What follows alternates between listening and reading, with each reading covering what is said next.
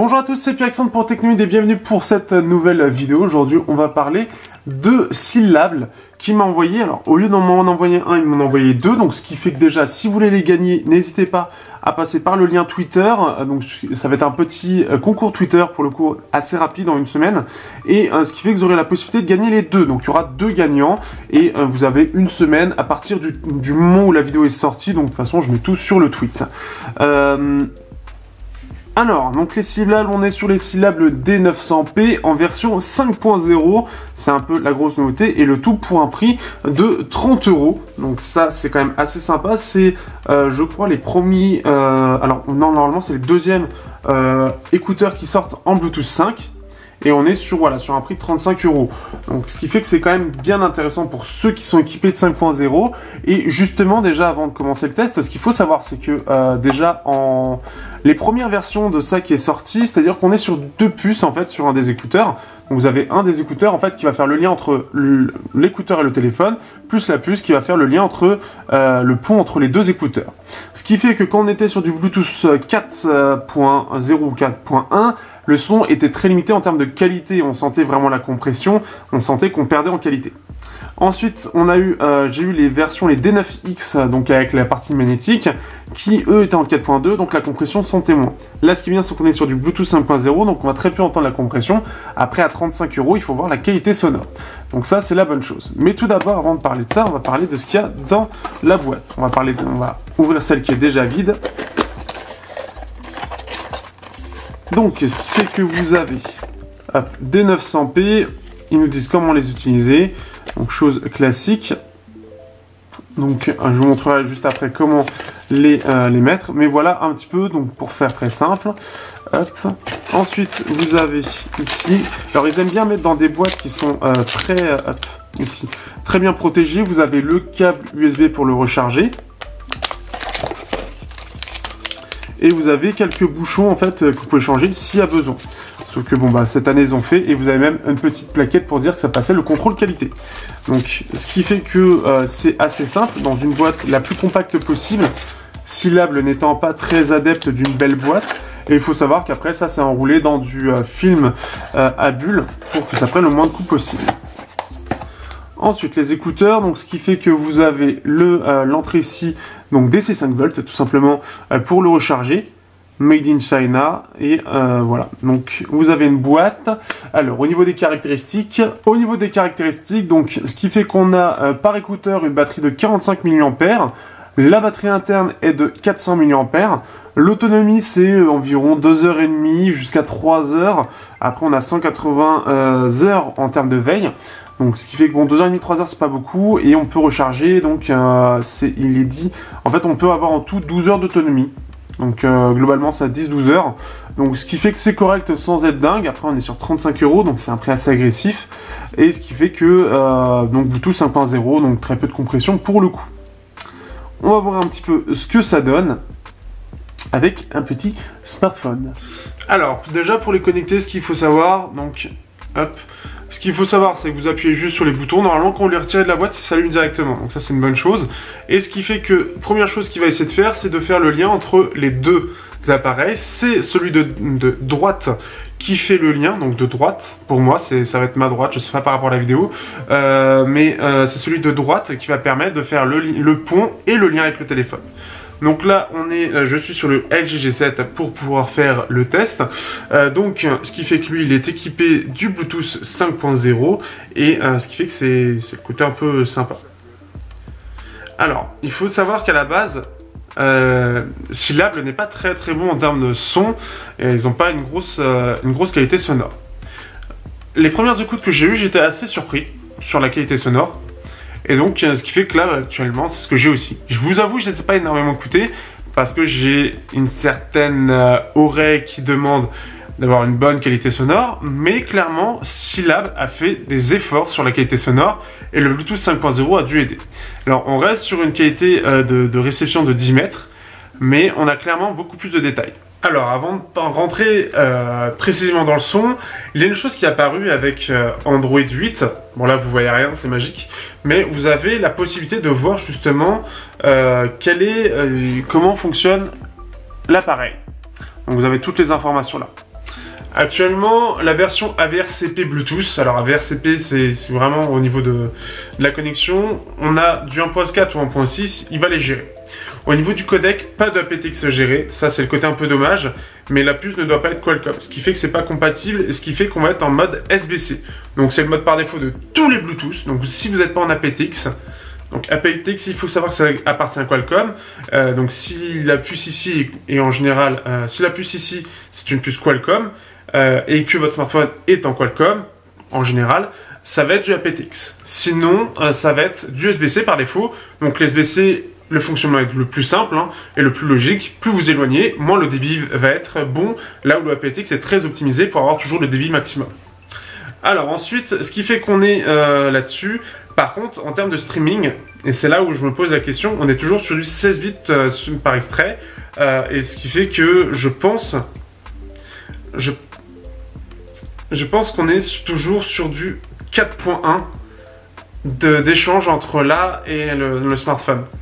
Parce que là, donc, je suis sur le morceau The Escape de Filter qui demande une certaine exigence en termes sonores. Et clairement, on sent qu'il y a une certaine compression, on sent qu'il a du mal à gérer l'échange avec le téléphone de façon claire en fait. Et ce qui fait que j'ai pas du tout l'impression d'être en 5.0 entre le téléphone et là. En tout cas, il y a quelque chose qui manque et ce qui fait que c'est clairement pas au point. Alors, on est à 35 €.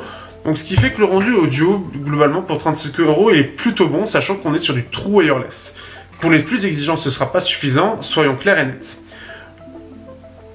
Globalement, le rendu audio est plutôt bon dans le sens où on a... alors, ça reste assez bien détaillé, mais on va entendre de la compression, vraiment, sur certains morceaux de la musique. On va sentir que ça manque de précision sur les instruments. On va sentir que certains instruments vont vraiment ressortir comme compressés et on va avoir un espèce de grésillement de compression en fait. Ensuite, au-delà de ça, on est sur quelque chose de plutôt équilibré. Les basses prennent pas trop de place. Les médiums sont assez présents juste comme il faut. Et les aigus sont présents sans être trop là, donc un peu plus un côté sombre. Mais c'est plutôt pas mal. Le plus gros souci au final dans l'écoute, c'est pas le rendu audio c'est plutôt bien géré, mais c'est sur la compression en fait. Donc c'est un peu le plus gros problème. On est sur quelque chose qui est bien en termes de rendu, quelque chose de plutôt équilibré. Globalement les aigus sont bien présents, les médiums aussi, les basses aussi, mais c'est sur vraiment le débit qui est envoyé. Comme on reste sur du 16 bits et pas du 32 ou du 24, 16 bits par... c'est 7 bits par extrait, ça reste très limité. Donc on est vraiment très dépendant de cette compression et malheureusement je ne pense pas qu'on est sur du 5.0 sur l'échange entre le téléphone et ici. Je pense que le 5.0 doit être entre les deux écouteurs ici, mais ou alors c'est très mal optimisé parce qu'on reste sur du 10 mètres. Le Bluetooth 5.0 ça nous permet normalement d'avoir une très grande portée. Si on est sur du 10 mètres, pour moi c'est qu'on n'est pas en 5.0. Alors je peux me tromper, il y a peut-être une explication à tout ça. Mais il y a encore du travail. Je pense qu'à 35 € on ne peut pas en demander trop non plus.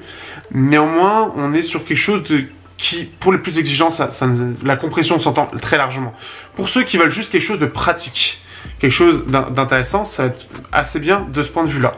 Mais clairement, on n'est pas sur de la très grande qualité. Parce que justement, le prix ne le permet pas en fait. Et donc, il y a forcément des limitations.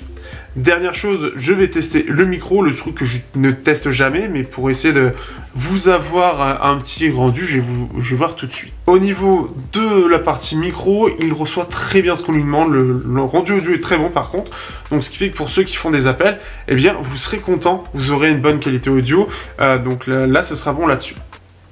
Comme je le répète à chaque fois, pour terminer ce test, on va être sur... En fait, c'est un côté pratique pour ceux qui passent beaucoup d'appels ou ceux qui ne veulent pas s'emmerder avec des fils. Mais clairement, aujourd'hui, vous avez des alternatives et vous savez ce que je partage. Vous avez les câbles Bluetooth, les câbles KZ Bluetooth où on peut changer les écouteurs. Vous en avez aussi pour MMCX, ce qui va vous permettre d'avoir de très bons écouteurs avec juste un fil derrière. Alors, je sais, ça ne plaît pas forcément à tout le monde, mais ça permet d'avoir un rendu audio bien meilleur. Pour moi, vraiment, je sais que la cible, et ce ne sera pas celle qu'il y a sur ma chaîne en général, ça va être ceux qui veulent juste quelque chose de pratique avec un son, un minimum correct et un bon micro. Vous l'aurez avec cet appareil-là, mais pour les audiophiles, un peu comme moi, c'est clairement pas le cas. C'est logique, c'est pas ce qu'on lui demande, on lui demande pas d'être le meilleur en son. Néanmoins, je me pose encore la question de la compression. Ça nous vante les mérites du Bluetooth 5.0, mais je le vois pas utilisé actuellement dans ces écouteurs-là. Parce qu'autant je peux comprendre le côté, tout simplement, le côté, ça manque de détails, ça manque de précision, que les basses soient un peu grosses, comme ce qu'il y a d'habitude sur les écouteurs pas très chers, mais je comprends pas forcément ce problème de compression. Donc c'est un peu la question que je me pose là-dessus. À savoir comment il fonctionne exactement, ce serait la bonne question d'ailleurs, parce que c'est le plus gros doute que j'ai. Mais voilà, au moins vous avez mon avis, vous comprenez bien que l'avis que j'ai c'est plus un avis côté audiophile, plus qu'un côté lambda. Donc ce qui fait que ça permet d'y répondre par rapport à ça.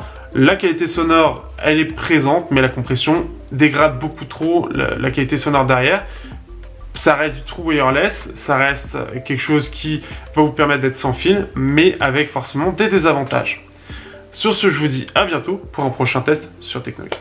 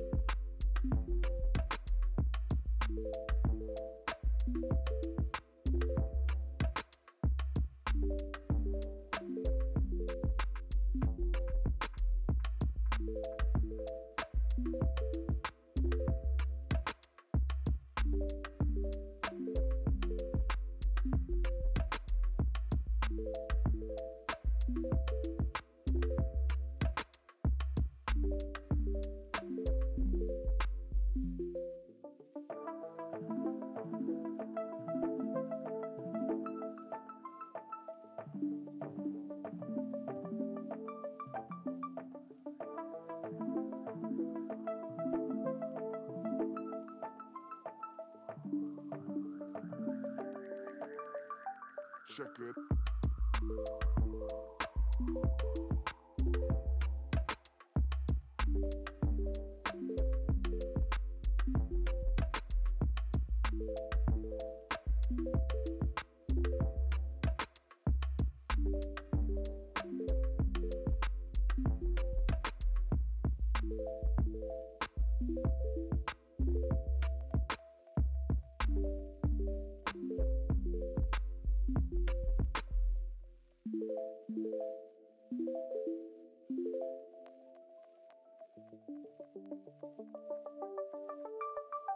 Check it.